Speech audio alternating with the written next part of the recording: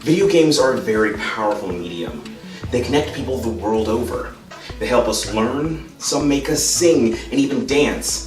It's amazing what video games can do, which is why I'm amazed that people can find a reason to start digital wars over what box plays what games, and yet, they always find a way. Always. It's been my understanding for quite some time that video games can make you ponder events in reality. Now, I'm obviously not talking about games like Tetris or anything like that. Shoot, the only thing that Tetris makes me think is, why the hell am I playing Tetris? But yes, video games are pretty powerful. Much like film, the narratives in certain games can really make us feel emotions very deeply and personally. And yes, it would be easy to just say it's just the stories and lore that do that to us, but that's not always the case.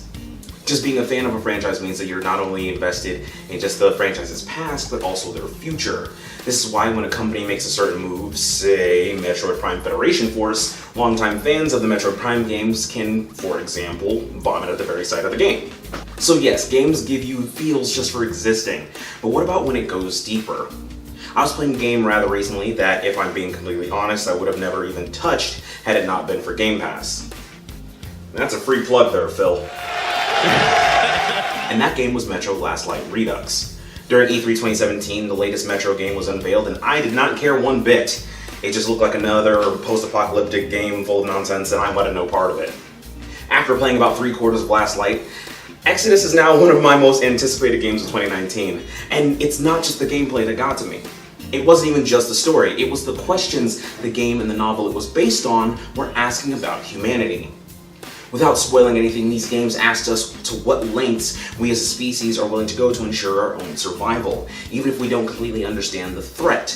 Or would you be willing to destroy your own land and way of life if it means that you might destroy the threat? I was absolutely blown away by some of the choices the characters had to make. Another fantastic example of a game that's done this to me is Infamous Second Son. As sad and frustrated as I am that Sucker Punch wasn't working on another Infamous game, I've really come to appreciate the world that they built in Second Son. It could have easily just been an X-Men clone and simply had people fear conduits because reasons. And don't get me wrong, there is a little bit of that in there, but where the game really succeeds over its predecessors, in my opinion, is the turmoil between two brothers.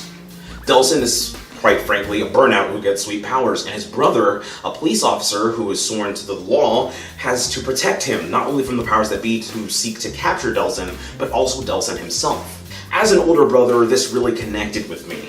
I know that in my heart of hearts, there isn't much that would make me turn my own brother over to the superpower police. That is, unless he bought me a copy of Federation Force for Christmas.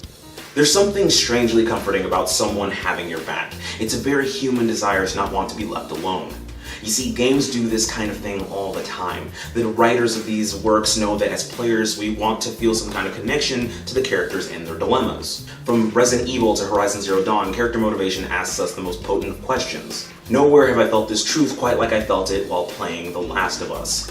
I'm gonna warn you about some major Last of Us spoilers, so, But let's be honest though, if you haven't played The Last of Us by now, it's because you don't own a PlayStation. So at the end of the game, Joel learns that Ellie's condition, which leaves her immune to clickers and spores, could be the salvation of countless lives. But in order to save those lives, Ellie must be killed in order to produce a suitable solution. Now, personally, I never really cared for Ellie. The whole young teenager with a potty mouth has been really overdone. I feel like I've seen Ellie's character like too many times to care. But that's neither here nor there. Why this matters is because of Joel. Over the course of the game, he's built quite the relationship with Ellie, so it's both shocking and obvious that he can't go through with Ellie's surgery.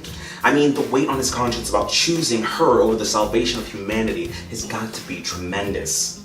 I think that most of us came to our own decisions about this case. Personally, I was a bit sad that she had to die, but I didn't have the long journey with her that Joel had. So honestly, I was more annoyed that Joel didn't let the doctors create the solution. But I don't know any friends in my life that I'd be chill about having doctors kill. And I also know how quickly we as human beings can establish relationships with one another, how quickly and deeply we can create lifelong friendships or even fall in love. And let's be real, love is one of the most potent of motivations. Simply put, the events in games and how the characters interact within them oftentimes pose questions to our own logic and morality. We often ask ourselves the same questions every day. Games are funny like that. Stay perfect. Hey there, thank you so much for watching the video. Make sure to sound off in the comments if you like what you saw. Make sure to like, subscribe, and share the video. If you didn't, hey, sorry to hear that, but you might like something else on the channel. Who knows? And if you got the time, make sure to check all the links in the bio. Got things from our merch store to our Twitters, and hell, might be a giveaway in there.